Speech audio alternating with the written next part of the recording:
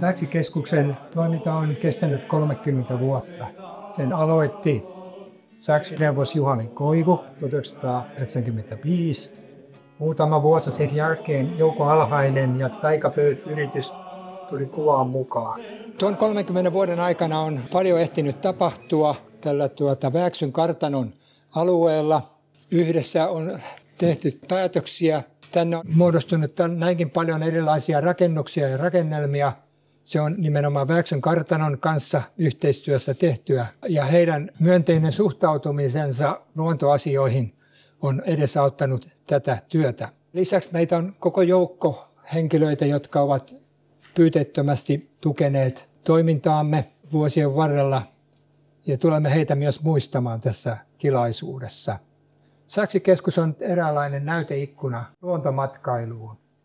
Ja tällä alueella on vuosien mittaan käynyt tuhansia asioista kiinnostuneita, monet heistä ulkomaita myöten, ja pystyneet jakamaan sitä tietoa eteenpäin ja toivottavasti vaikuttamaan myös niihin ihmisten asenteisiin luontoarvoja kohtaan. Tässä on ennen kaikkea linnuston suojelu ollut se keskeinen asia, jota on edistetty.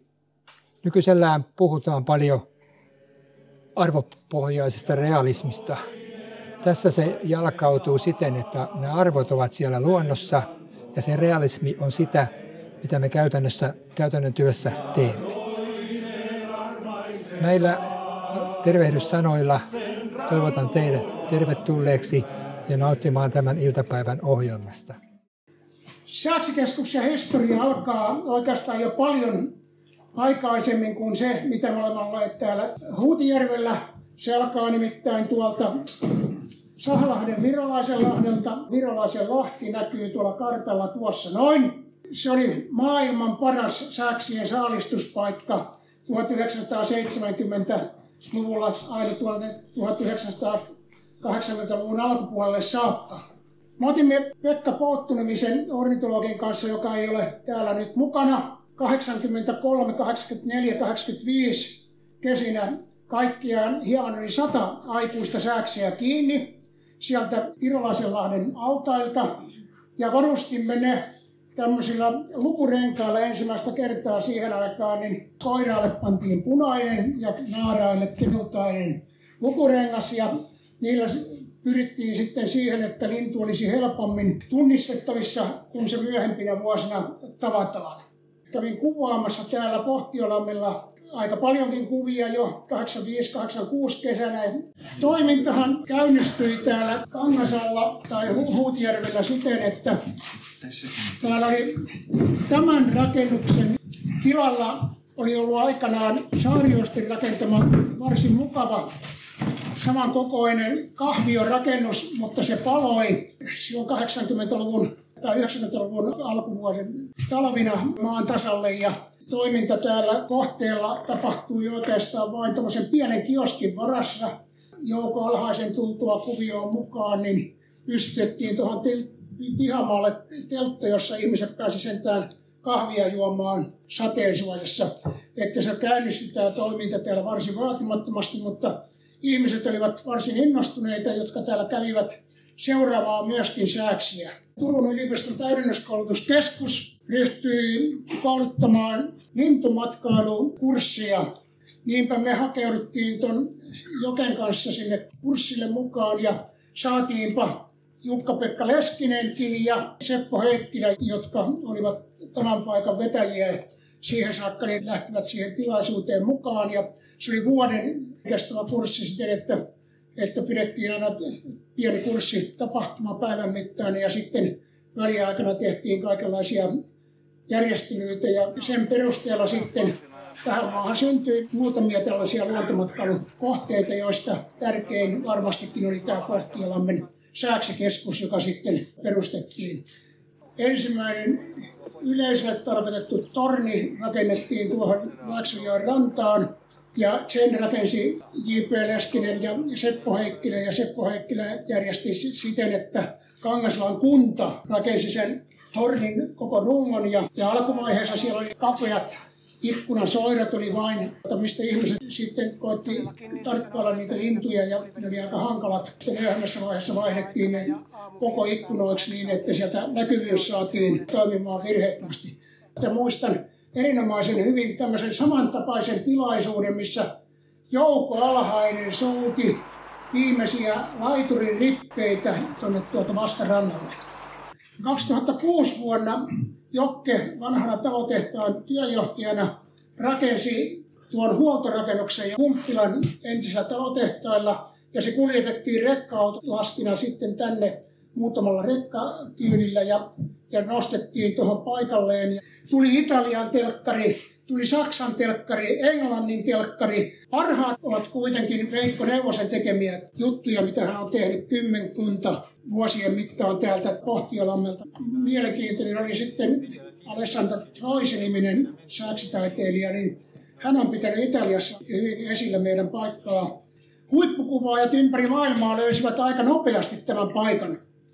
Täällä on käynyt viimeisen 30 vuoden aikana kaikki maailman huippukuvaajat meidän kotimaisista kuvaajista, Dick Forsman ja ennen kaikkea meidän ykköstykkimme, hyvä ystäväni edesmennyt Hannu Hautala. Pertti Saurala on sitten henkilö, joka on kuljettanut tänne 30 vuoden aikana petolintututkijoita eri puolilta maailmaa. Sääksikeskus on saanut myöskin tunnustusta. Lienee ainoa paikka Suomessa, joka on saanut 2 pandapalkintoa. Sääksikeskuksen näkyvyys on ollut aika merkittävällä tavalla koko ajan esillä siten, että ministeri Pertti Salolainen on pitänyt huolta siitä, että Suomen johdon taholla eduskuntaa myöden tämä asia on ollut vireillä näyttävästi joka vuosi. Toinen Pertti, joka on pitänyt meidän näkyvyydestä huolta, on Pertti Saurala. Sitten me olemme perustaneet tänne 2 lintukosteikkoa, jotka ovat tuossa Pääksynjoen molemmin puolin. Ne on Riistakeskuksen ja sitten toinen Kantri ry:n kanssa yhteistyössä tehtyjä ja ne ovat tuottaneet hyvää tulosta, että siellä on muun muassa uhanalaisia lajeja, kuten punasotka. Hauskoja muistoja tältä aikajaksolta jää Tornien taistoista. Lasse J. Laine, joka nosti ylös tämän Tornien taisto-idean ja joka on yksi sellaisia lintuharrastuksen ideoita muuten, joka on noussut tuolta tyhjästä ja kasvanut aivan valtaviin mittasuhteisiin. Huippuhetkeksi laskisin sen, että Sarsa täytti tämän 25 vuoden aikajaksolla 400 vuotta ja sen kunniaksi järjestettiin silloin lukuisia tapahtumia.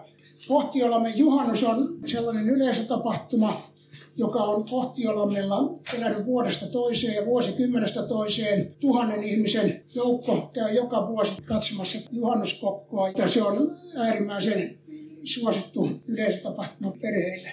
Koululaisryhmät. Tätä ei voi koskaan ohittaa, kun puhutaan Pohtiolammesta. Koulujen luontokerhot ovat käyneet täällä kymmeniä kertoja saamassa tietoa Sääksin saaristuksesta. Pönttöjen rakentaminen ja myyminen eteenpäin on ollut yksi meidän rahoituskeinoista ja se on tietysti aika työläs homma ollut. Se on kuitenkin sellainen, jota olemme pitäneet vuodesta toiseen kyydissä mukana. Tuolla on nytkin joku 800 pönttöä odottamassa myyntiä ja puihin vientiä. Sivulajina on selkälokki. Täällä on ollut 3 tämmöistä nimikkolokkia. Kuvatuimmat selkälokit tuossa on CAY7 ja sitten C9 Niilo. Sääksitutkimuksesta nostan esiin 2 asiaa. Tämä herra, joka istuu tässä, niin hän nosti, sanoisin, ensimmäisenä Suomessa sääksien kameraseurannan ylös siten, että pystyttiin aivan live-kuvaa seuraamaan 24 tuntia vuorokaudessa. 3 kesän aikana sitä tehtiin.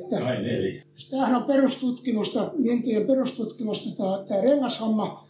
Mä nostaisin tuoreeltaan esille vain yhden esimerkin, ja se on professori Olli Saksela, joka on täällä Pertti Salolaisen kanssa käynyt monet kerrat kuvaamassa. Se, mikä on nyt tullut avuksi, on sitten nämä lukurenkaat. Niitä on kuvattu täälläkin jo varmaan noin 10 linnulta, mutta se on uutta touhua. Niin tämän tyyppistä tutkimustyötä täällä on sitten tehty. Pari gradua on tehty. On ollut pakko saada rahoitettua nämä toimet. Yksi asia, millä me ollaan sitten yritetty rahoittaa tätä, on sääksitaide. Dick Forsman on ollut yksi meidän merkittävimmistä taiteilijoista. Hän on piirtänyt meille vuosien saatossa kymmenkunta taulua. Sitten toinen, jonka nostan esille, on Riitta Pouttu. Hänen taidettaan on tänä päivänäkin näkyvissä. Tuolla nurkassa on Sääksi teepaitoja vielä myynnissä, jossa on Sääksen kuva rinnassa. Kuva, jota ihmiset ovat halunneet näihin päiviin saakka. Joka tapauksessa Sääksit ja kuvaajat kiittävät näistä kuluneista vuosista. Kiitoksia. Sitten tässä kun on historia käyty läpi, paljonko täällä Pohtiolammella on ollut erilaisia tapahtumia. Eli tämän tapaisia tilaisuuksia on tietysti, muistan heti Sääksi-säätiön 30-vuotisjuhlat, mutta aloitetaan elämän alusta.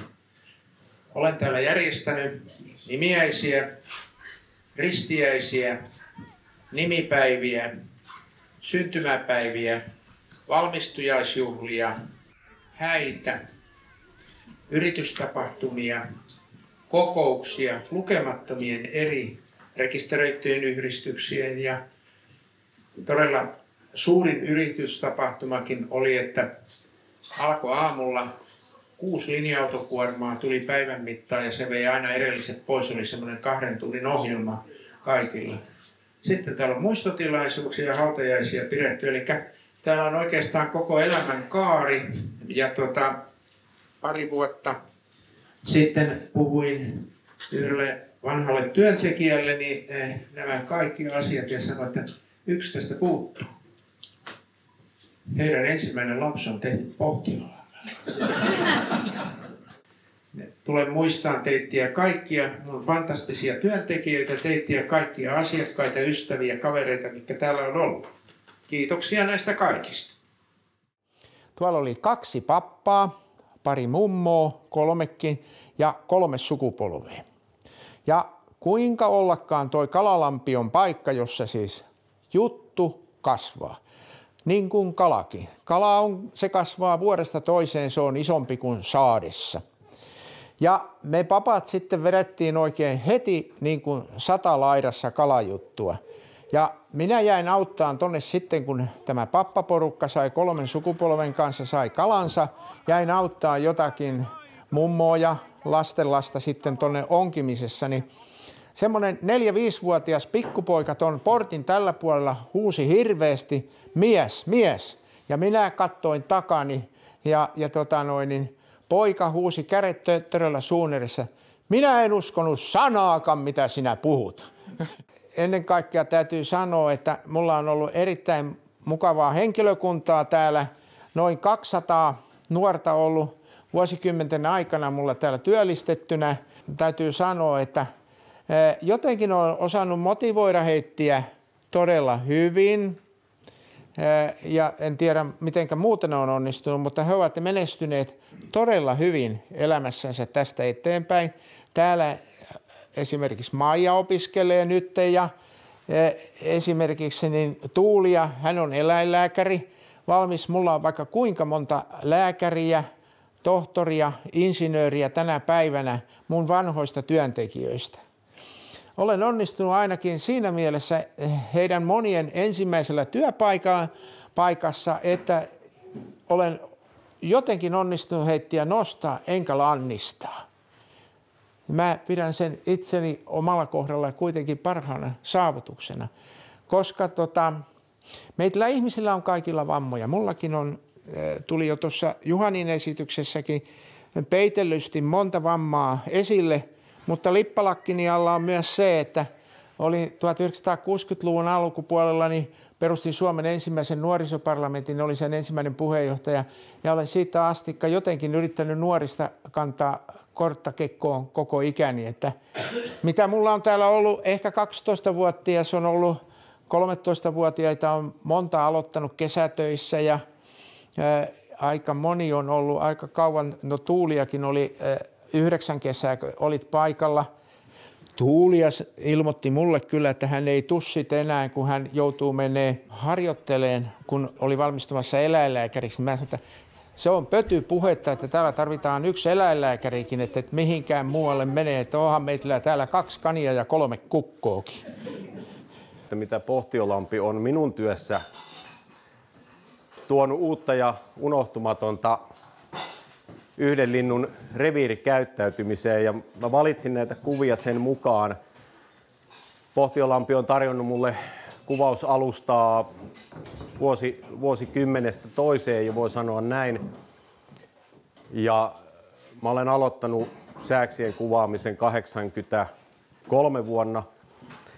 Kuvannut erilaisille sitten WWF:lle ja RKTL:lle, Riistakalatalouden tutkimuslaitokselle, lähinnä tunnistekuvia esimerkiksi hyljeprojekteissa. Pohtionlammen punainen paroni on ollut mulle sitten myöskin tämmöinen pieni reviirikäyttäytymiseen johtava tutkimuskohde.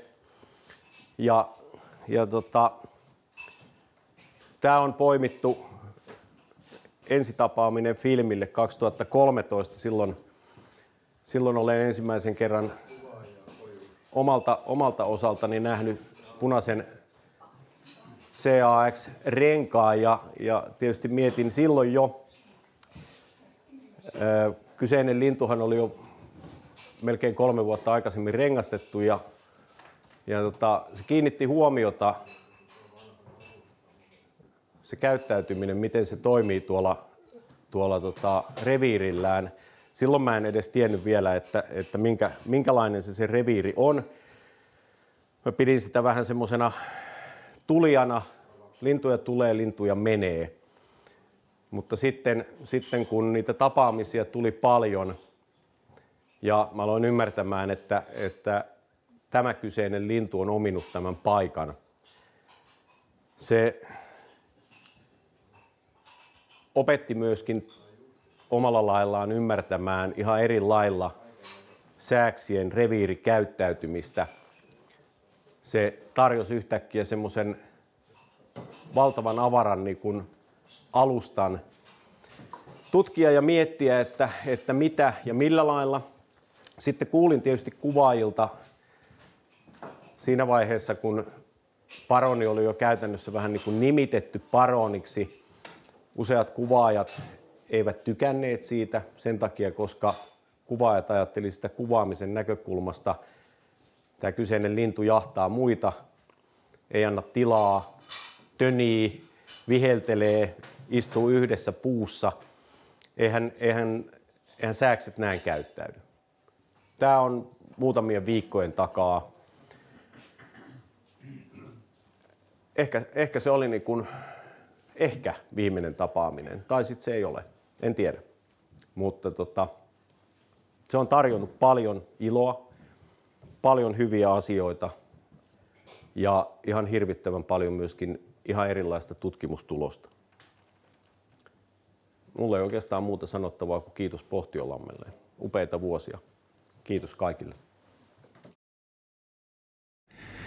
Mä oon tuolla Tampereen valokuvausseurassa, olen sitten tämmöisen luontoryhmän vetäjänä, jota kautta me on sitten tännekin, nämä näyttelykuvat on täällä. Meillä on 4 näyttelyä ollut tässä vuosien saatossa Pohtionlammellakin. Eli tässä on nyt meidän naisten näyttely tällä hetkellä ja sitten meillä oli miesten näyttely tätä aikaisemmin.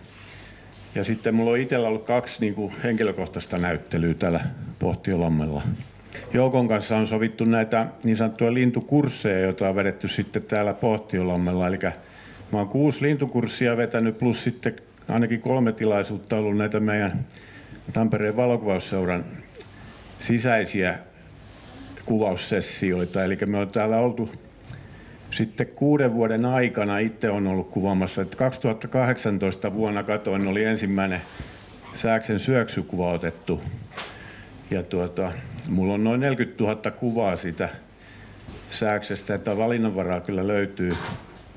Tämä on se ensimmäinen syöksy, kun mä oon kuvannut silloin 2018 vuonna, että olen saanut sen verran sen onnistumaan ja pysäytettyä, että ihan hyvin onnistunut, ei tänä päivänäkään on parempia. Se on tosi vaikea kuvata tuosta lennosta, niin kuin että siinä pysyy mukana. Ja tässä on sitten myös syöksy, että se tulee siitä välillä tulee ihan niskan takaa sieltä syöksymällä, eli se on tosi vaikea. Ja siinä on nyt sitten selkälokki tullut vähän härnäämään sitä. Ja ne aina vähän ahistelee siinä sitten, ja siinä on aina välillä on varikset ja harakat ja muitakin lokkeja. Et siinä on sitten semmoinen auringonlasku. Mä kerran olin, siinä tuli oikein kauhea rankkasade, mutta se syöksyili siinä rankkasateessa ja ei se sitä välittänyt ollenkaan sitä. Ja siinä on sitten semmoinen merkkausoperaatio, kun se tyhjentää välillä. Siinä on naurulokki vähän hätistelemässä. Ja siinä on tuuletus käynnissä. Ja nämä on sitten niitä lähikuvia, kun sinne poterosta kuvaa, niin ne tulee tuohon ihan 5 metrin säteelle ne linnut. Joo, tää on kyllä kuvatuin lintu varmaan, mikä täällä on tää CAX. Ja noita lohia se sitten nappaa ja välillä on se joskus saanut semmoisen yli kilosen lohen, että se ei jaksa sitä nostaa, niin se pudottaa sinne nurmikolle ja varikset hyökkää sitten sen kimppuun.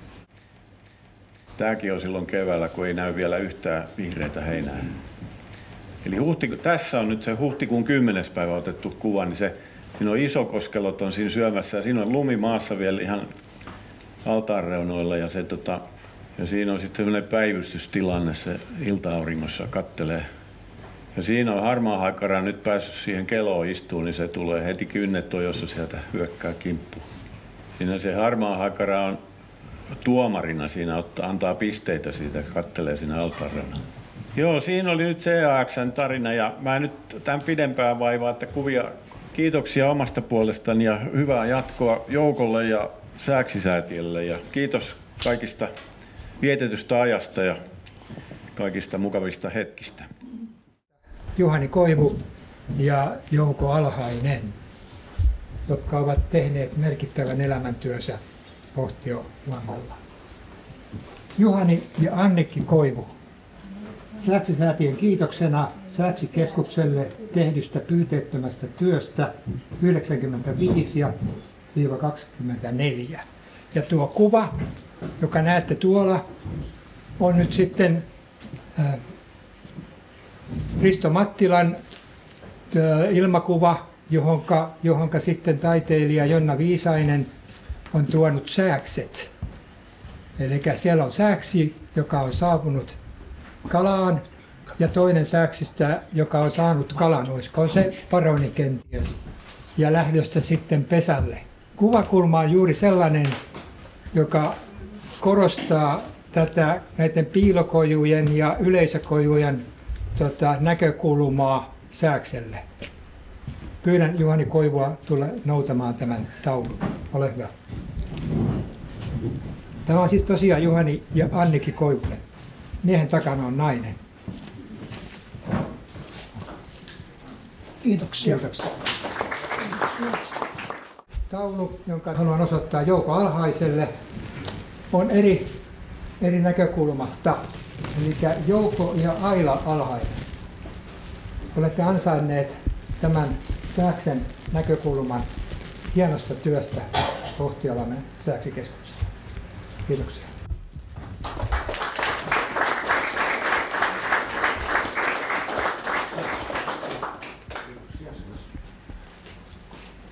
Täältä Vääksyn kartanon näkökulmasta Pohtiolammelle.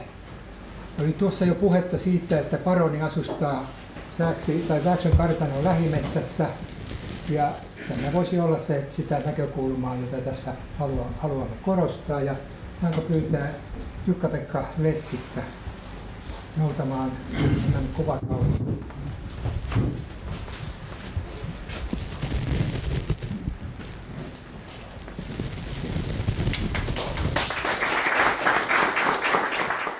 Ja kartanon nykyinen omistaja Sonja Danielson, saanko pyytää samaa näkökulmaa jatkamaan.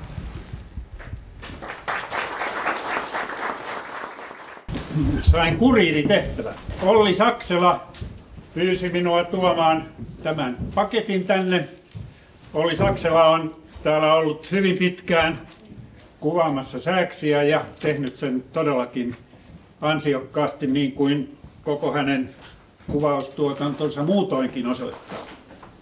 Ja nyt mä pyytäisin tähän sekä Juhania, Jussia että Joukoa avaamaan tämän paketin. Se on aina suuri ilo avata paketteja muulloinkin kuin jouluna. Minä en tätä avannut, minä en tiedä mitä täällä on sisällä, mutta minä tiedän, että täällä on teille kummallekin osoitettuna jotakin. Tämä on Jussille näköjään takaseinästä katsoen ja tuo on Joukko. Ainakin takana lukee näin.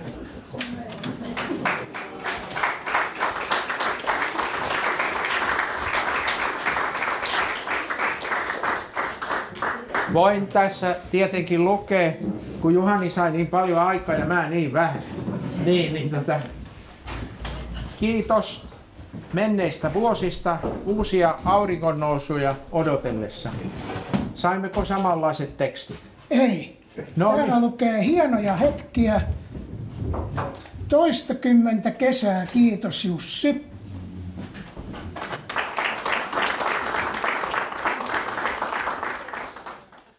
Tämä on tärkeä hetki. Minulle tämä on erittäin tärkeä hetki. Ja näin yksityisajattelussa tämä on niin kuin minulle historiallinenkin hetki, koska tämä on yksi niistä hienoimpia luontoelämyksiä, mitä olen elämäni aikana saanut täällä, nimittäin sääksiä kuvaamalla. Nyt on erittäin tärkeää tehdä ero siinä, että mitä me olemme täällä tänään tekemässä ja tällä hetkellä. Me olemme tämän Sääksikeskuksen muistolaattaa kiinnittämässä. Sääksikeskuksen, emme Sääksisäätiön, vaan Sääksisäätiön toiminta, luojan kiitos, jatkuu ja toivottavasti vielä tehostuu. Ja nämä sankarit, jotka täällä on nyt palkittu, niin hehän ovat tehneet uskomattoman työn sääksien hyväksi tällä alueella. Kiitos teille kaikille tästä työstä, mitä te olette tehneet. Se on ollut arvokasta, eikä se häviä. Sehän jatkuu, se teidän työn tulos. Eivät nämä sääkset täältä mihinkään pakene, vaan ne, jotka ovat täällä tottuneet ottamaan näitä saaliita tästä altaasta, niin nehän täällä jatkaa ruokailua näissä luonnonvesissä. Ja sääkset säilyvät ja sääksikanta on vahvistunut täällä tietenkin valtavasti ja on niin kuin Suomen mittaluokassa aivan erinomaisen hieno ja iso asia. Tämä on ollut valtava luonnonsuojelutyö, mitä täällä on tehty. Hyvät ystävät, kiitos Sääksikeskus, että olet saanut toimia meidän kaikkien ilona ja syventänyt meidän luonnon rakkauttamme tällä alueella. Ja tämän arvokkaan työn muistoksi, joka tässä keskuksessa on tehty, me paljastamme nyt tämän muistolaatan, joka kertoo myöskin tuleville sukupolville ja täällä vieraileville, mitä arvokasta työtä täällä on tehty. Ja kuten sanoin, lisäksi säätiön työhän vielä jatkuu sääksien hyväksi. Paljastan tämän laatan. Nyt saa taputtaa.